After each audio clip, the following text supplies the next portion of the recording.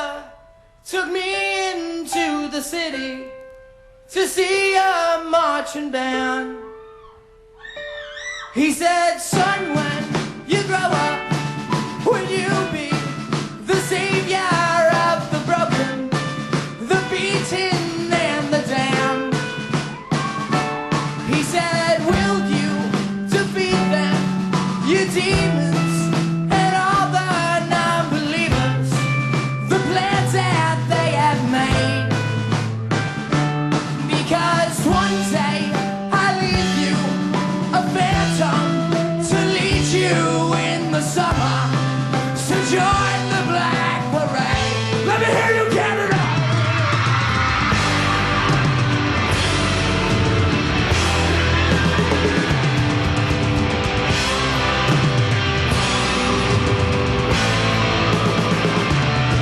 When I was a young boy, my father took me into the city to see a marching band. He said, son, when you grow up, will you be the savior of the broken, the beaten and the damned?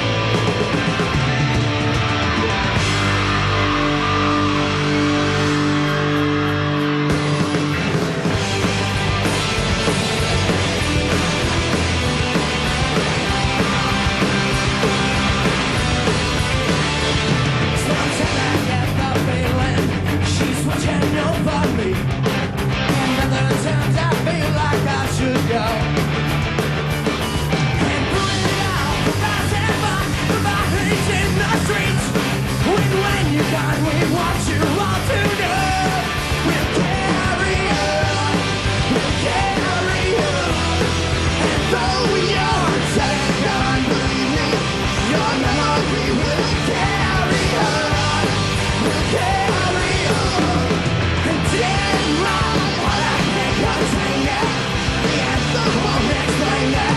Well, what I send you rambling from disharmonious dreams, your misery and hate will kill us all. So put it back and take it back and shut it loud and clear. Before you to the end, we hear the call to carry on, we'll carry on. And though you're dead and gone, believe me, your memory will carry on, we'll carry on. And though you're broken and defeated, you're winning with every one tears, and none we carry through the fear. This is our find that faces of your peers. See that look at me, 'cause I could not care at all to reside. You never make me, 'cause the world will never take my heart, don't try. You never break me, you want it all. You wanna play this, but I won't explain. I say I'm sorry, I'm unashamed. I'm gonna show my scar, give a cheer for all the broken. Listen here, you're just who we, just a man, not a hero, just a boy who had to sing this song. Just a man, I'm not a hero. I don't. We'll carry on, we'll carry on. And though you're dead and gone, believe me, your memory will carry on, we'll carry on. And though you're broken and defeated, you're weary with no marches on.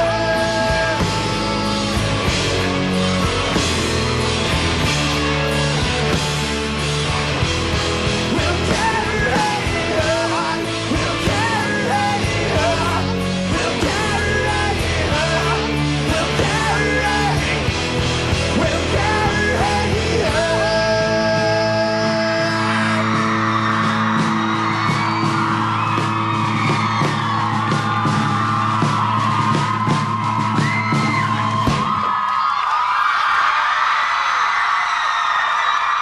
Canada, let me hear you! I said, Canada, let me hear you!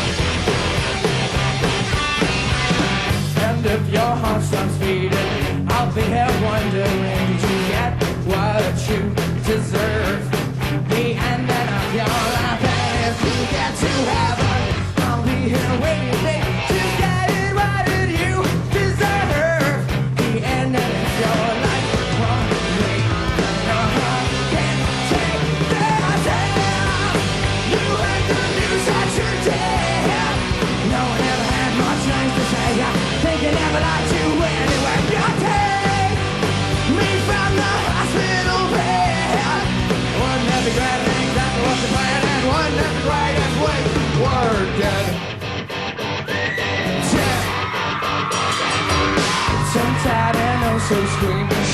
You never felt in love. Did you get what you deserve? The ending of your life. And if you get to heaven, I'll be here waiting, babe, to get it right that you deserve. The ending of your life. Oh, wait, when your heart can't take the hell. You heard the news that you're dead. No one ever had much nice to say. I think I never liked you anyway. Take me from the hospital bed. Wouldn't it be great if the list of other hand? Wouldn't it be great if we were dead? And in my honest observation, to ring this operation and the complication in your heart so long. 'Cause now you'll be out. Maybe just 2 weeks to live and let the most of all that you can have. Come on!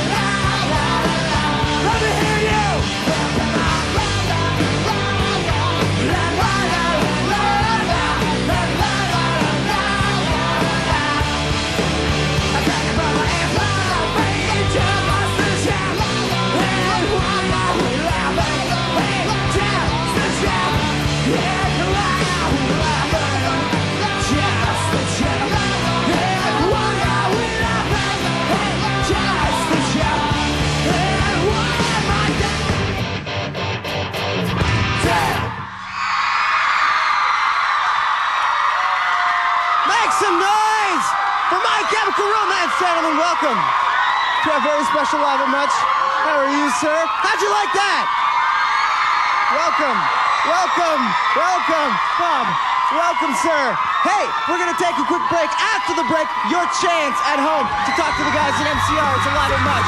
Stay tuned. Much with My Chemical Romance, more performances to come. But in the meantime, welcome, welcome, guys. Thank you. How was that? It was that was incredible. I want to thank, we want to thank everybody for being here. Thank you so much. Yeah. How's that for a warm reception on a very cold night? Yeah, it's hot in there, so that's all that matters. A lot of people have been waiting a very long time for this album. Yeah, they have. I mean, we're just really proud of it. We're really excited, and we're really happy to share it with everybody. It's just a very special record to us. So there is a happy ending to this album. There is, yeah. I'd say there's a happy ending to the record, right? Happy ending to the record. There's a happy ending. I think so. I get a sense of hope at the end. I was reading, though, that it saw you through the toughest times you guys have ever been through together. Yeah, absolutely. I mean, making this record was the hardest thing we've ever had to do as a band. And so the record really got us through it, and we knew that they would all be here for us when we got finished, so it made it worthwhile, It's so interesting to me, Gerard, because you're one of the rare songwriters that plans so far in advance. I read that albums in advance, you know the song titles beforehand, and I wonder, what was the one thing that you didn't plan for that went wrong in this album? Oh, I don't think anything went wrong, but we didn't plan a lot of it. That's why the song titles, I think, ended up being so short, is because the themes and the concepts all came out of the music, and sometimes, you wanted to call a song just Dead, or just Sleep, or just Mama. Like, they're very short, very to the point, this record, so. You decided for a theme on this album, and for the people at home, do you want to explain the theme of the album? Yeah, well, very basically, it's based on a theory that when you die, I like to believe that death comes for you from your strongest memory in a subconscious way, and kind of takes you by the hand and brings you off to your next destination. And for this particular character named the Patient, his strongest memory is of his father taking him into the city to see a parade. So, guys, during the toughest times that you guys have been through as a band, what were those memories of this that got you through those tough times? What got us through the tough times? I think they're all having a hard time hearing. It was just us being together, and I know any problems that anybody had when we were doing this, we looked at each other to figure out how to get better, and we all worked with each other, and we couldn't have done it without each other. Now, although there is a... And I don't even know if that was a question or not. I'm just guessing. No, you got it. I can't hear a thing. You got it. Now, it is a fictional story, and I'm wondering what part of this particular story do each of you personally relate to?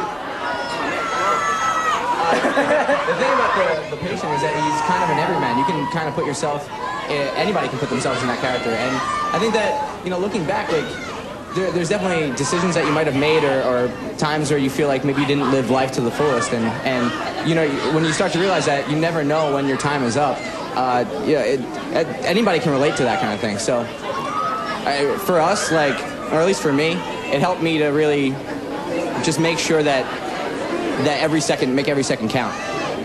There were those moments very early on in this band's career where it could have been no more. I mean, you were ready to give up at one point, were you not? Yeah. I mean, I wasn't necessarily ready to give up, as it might not have been my choice. It might have been somebody else's choice. I might not be alive today, and I made the decision with the help of the band to take a different path. And I think, those guys helping me through that is the reason that I have everything that I have today. So. One of the songs that I particularly like that I've been reading a lot about is Teenagers. It's about gun violence, and I wonder if it's an epidemic that's going on in the U.S. It's coming over here as well, and I wonder what is so important to you about talking about it. The song just kind of, what it is we play for people of all different ages, but we play to a lot of teens. And when we were in high school, it just started to get really violent in America when I was in high school. And then when I was in art school, it got really violent. And that's when Columbine happened. And I think there's not enough being said about that. And I know there wasn't ever a song about it. And we needed this song to really count. And we needed it to be about something important. And that's the first thing that the song wanted to be about, really. I mean, that's how we found that topic. It just came to us, The thing about that a lot of people remember in high school is a lot of violence, and a lot of the gun violence you're talking about is a lot of young boys. It's a lot of young men perpetrating this kind of stuff. And when you're in high school, especially for men or young boys, violence is a way of exuding your masculinity. Right. I mean, it gets very tribal in high school, and you're separated into cliques or groups, and it feels like nobody's really there for you, but there are actually people there for you, people for you to talk to. And but it is often young troubled men that turn to violence to, I don't know, Not being particularly the most violent people or the most jockish people growing up, how do you think that affected your growth as people?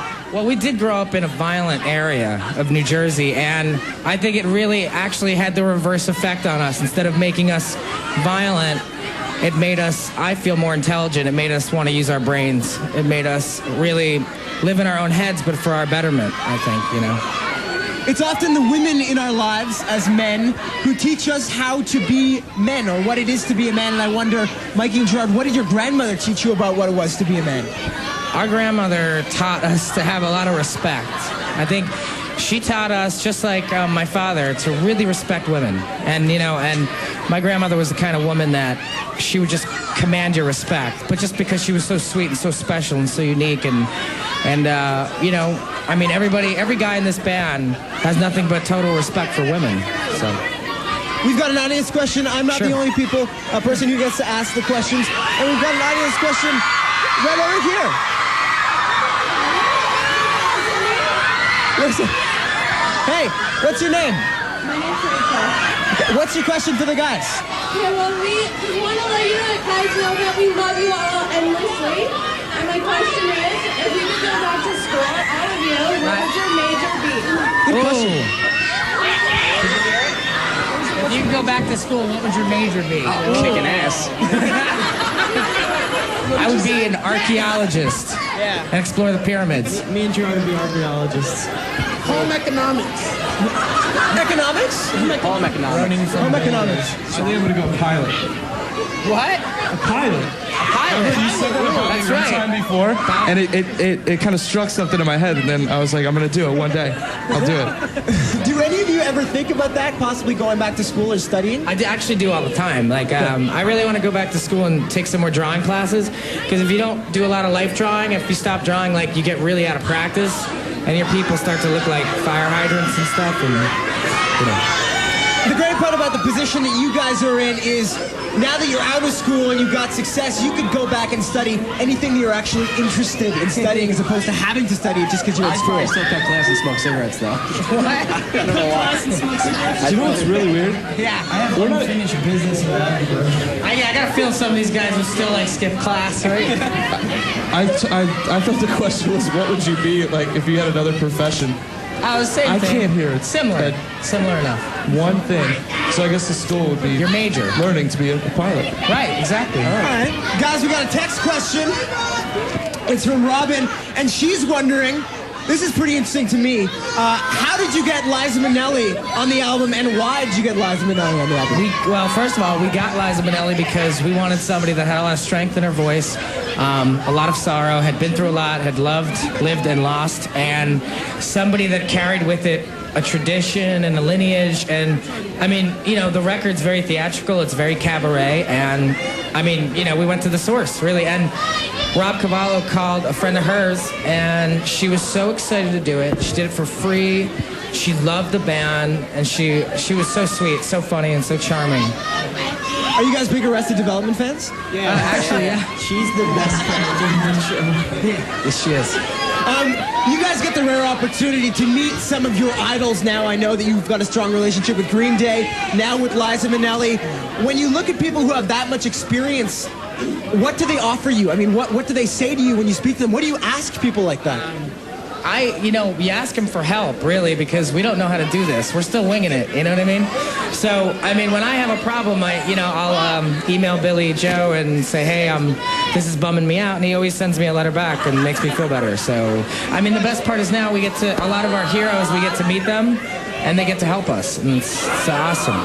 Unbelievable. We have tons more to talk about. More performance. Your chance to talk to MCOs coming up. We're going to take a break. Stick around for a lot of much.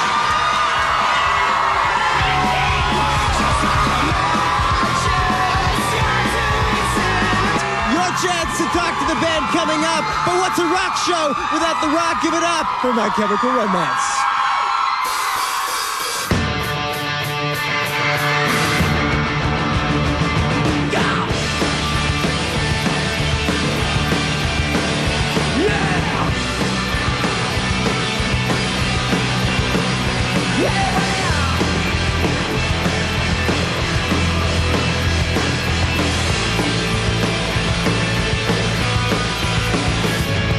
Well, if you want an honesty, that's all you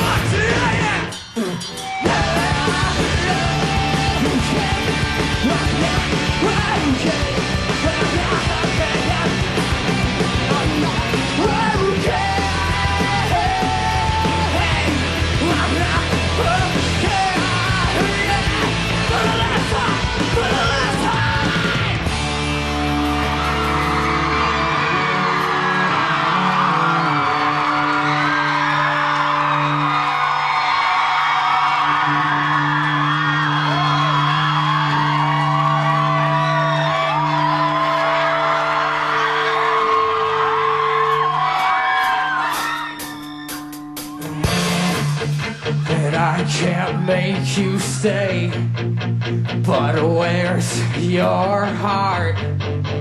But where's your heart? But where's your... And I know there's nothing I can say to change that heart, to change that heart, to change.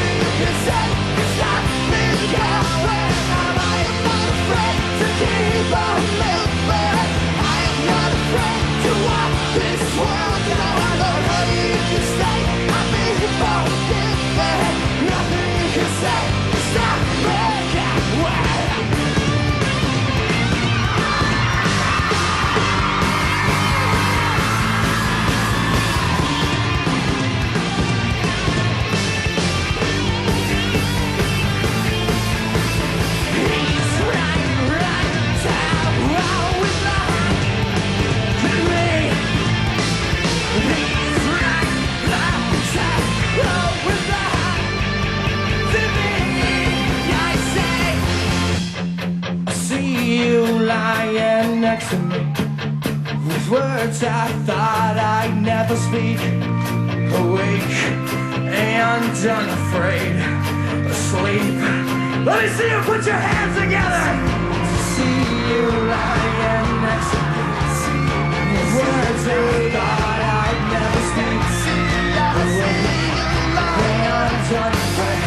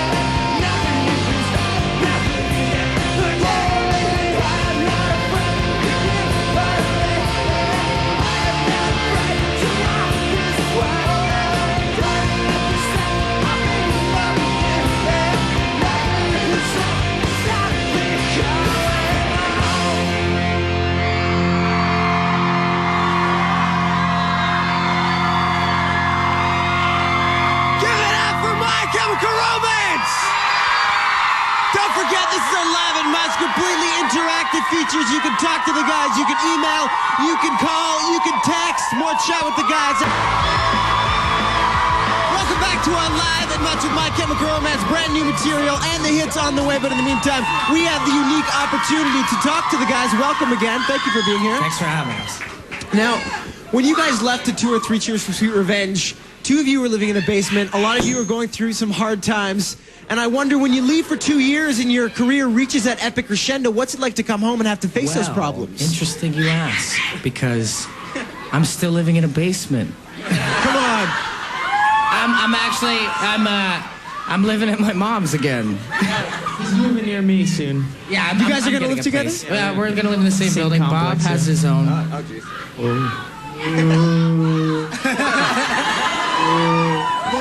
The guys all have places, though. We have places now. But the unique thing about when you tour as a band is you essentially get to leave, but when you come back, the problems that you left are still essentially there. Yeah. No, this is real true. That is true. I agree. How did that affect touring or this album? Well, I mean, it makes it a little trickier, at times very difficult. I think that's what ends up affecting you on the road. It's not the life on the road and how hard it is or waking up early. That's not, or the flights or anything. It's the stuff that happens back home that you can't be there for to help people, and that really bums you out, you know? Well, I was about to ask about that. I mean, what's that 3 a.m. phone call like where you're halfway across the world and you can't just go home? You feel really hopeless, you know, or helpless is what I mean. Like We're gonna come back we're outside. having a serious discussion right now. Yeah, I mean, there's no right. God damn it! We're gonna come outside. No, but I mean, you must deal with that sort of isolation when you get those kinds of phone calls. No, absolutely. I mean, like, Yeah. there's no right answer. There's no wrong answer. All you can say is, you know, I'll be home soon, and that's really always the thing that you kind of end up saying is like, I love you and I'll be home soon. Like, I don't know what else I can do, but if there's any, like, if you want to call me again at 5 a.m., I'll be here. But We need to invent a teleporter. Nice, a teleporter. Expensive phone bills, I suppose, as well. Yeah, I mean, it's worth it. We wouldn't put up with that if this didn't mean everything to us. So that's why we do it. So. At the level that you guys have reached, this is the time when things can start to happen within that dynamic, and I wonder what has been the strongest test of friendship amongst you guys. I think finishing this record. I mean, absolutely. Yeah, it's I mean, the one thing that brought us closer together. Go ahead. We went into writing and recording this record thinking we were like the closest we could possibly be, but after all the things, like when you dig really deep and you push each other so hard, like demons come out and you have to like fight them, and to do that on your own is really hard. So when you really find out that you're living with your family and these are the people that really have your back, it makes you feel, I don't know, more powerful, I guess, because you're fighting it together. What was your personal demon that you had to deal with? The different things come up, like depression and wondering, if you're away for so long and you give so much to this, is it worth it? Are you going to, are you going to make a difference? Is it going, in the long run, going to be worth being away from the people that you love and abandoning people? And, when you write something that all of a sudden, like, people say, like, thank you, and you pushing the limits and doing what you guys did really changed my life, that makes it worthwhile, Is a struggle between the relationship with these people and the people that you love? It seems like you have to balance the two as well. Yeah, you do. You do have to balance it. It's never a struggle really with them or the people you love. It's really within yourself, and that's what you find out is that the struggle is all really internal, and it's very difficult dealing with having a crash course in growing up. Taking care of yourself, fame, success, all this other stuff that you didn't plan on, and it really sometimes it could eat out, your insides, eat your insides up, and. I was talking to Damon from Badly Drawn Boy a couple of weeks ago, and he was talking about how fame doesn't change you, but you have to change to cope with fame. Do you guys identify with that? I think. To an extent, you have to adapt to it, and you have to be ready for it. You have to be prepared for it. You run out of time and things like that. You want to be able to make time for every single person, and sometimes you can't. And that's actually one of the biggest drags that you can't. Sometimes you can't meet everybody. One of the interesting things about the lifestyle that you live is nobody can really teach you how to do it. You've got to learn for yourself. What was the hardest part that way? What was the hardest thing we had to learn for ourselves in this lifestyle? Oh, man. Not everybody's your friend, even if they come off that way. Let's see, what else? Talk about how does that affect coming into new relationships? I don't just mean romantic, but I mean friends-wise. There's a lot of sharks, and sometimes it's hard to not shut everybody out because of that, Sometimes you just got to be on your guard at all times, and really, who your family is. You can count them on like maybe 2 hands, and everybody else kind of not has to prove themselves, but you always have to be on guard sometimes. One of the interesting things about this band is the Black Parade is your alter ego, right, as a band, but I wonder whether each of you internally have that other side that only you see when you look at the mirror at 3 a.m. Yeah, I think everybody has a strong duality. That's every human being, and we're no exception to that, and I think that's what we faced in this record. I think the Black Parade, in a weird way, represents that other side of us that we had to face, I don't know much about the Black Parade yet as far as a band, I don't know if they're nice people or not. We're trying to find out, but when you face that other part of yourself, it helps you really kind of discover who you really are. So Paul's got an audience question. Paul? All right. How's it going? I was just wondering, you guys have a very theatrical music style, like you said before, and your songs always seem to tell really amazing stories. And I was just wondering, do you guys find more inspiration from, say, movies and books than you do from other bands? Absolutely. I think this would be the most musically inspired album we put out, meaning like it was inspired by Queen's Night at the Opera, Pink Floyd's The Wall, very classic rock records. But cinema, big part of that has always been cinema for this band. We watch, everything from European films to Hong Kong action flicks to horror movies to, it's all very relative to dramas, and that's where we draw, I think, our biggest influence for everything. The uniforms, the look, the aesthetic, and the music, everything. Great question, Paul. It was. We've got a phone call question as well. Okay. Hello? Hello? Juliana, are you there? I guess Juliana's not there. Well. Sorry, Thanks. Juliana. Gerard, you had to deal with addiction issues. It's been well documented. Being sober, how difficult was it for you to find that sober self and that sober identity? I had a good 2 years to do that, and I don't think I would have been able to do what I brought to this record if I wasn't clean and sober. I am more proud of this record than anything I've been a part of before, because I had to do it perfectly clean and perfectly sober, and that makes it really pure and really focused. So. When you deal with that sort of thing, sobriety, what's more difficult? The physical addiction or the mental addiction? The mental addiction.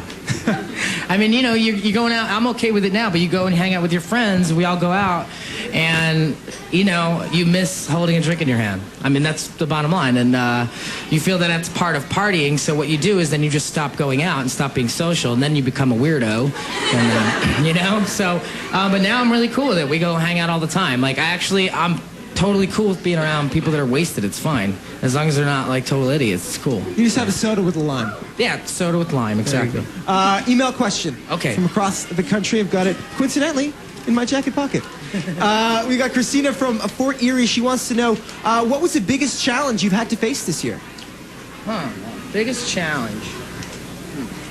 Biggest challenge we have faced this year. Well, this year, all we've done is really write the record, so that would have to be it. Yeah, the Black Parade is the biggest challenge we had to face this year. We met them in a parking lot, and, they brought knives, they cheated, it wasn't fair. So, I think they won, It's difficult. Yes, it's difficult. So, another thing with this band is the fans, all of these fans are so dedicated. And you guys are completely honest.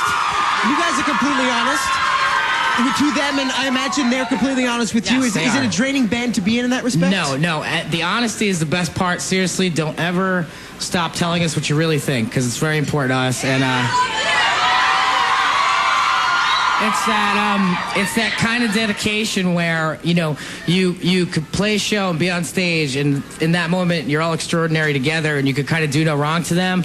But then you can come off stage and they may not like your sneakers, and they'll tell you, and I like that. You know what I mean? They'll be like, man, you're really crappy in that song, man. It's just good to hear honesty. you know. What are the most important personal stories you've heard from fans?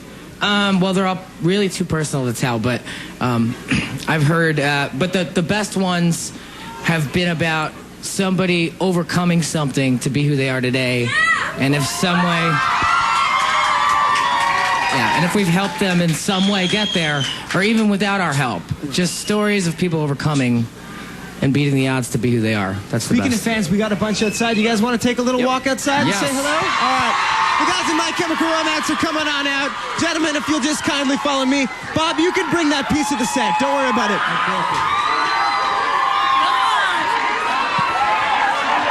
Gentlemen, come on out. The guys in My Chemical Romance, these guys have been waiting all day long. Bob even found a piece of the set.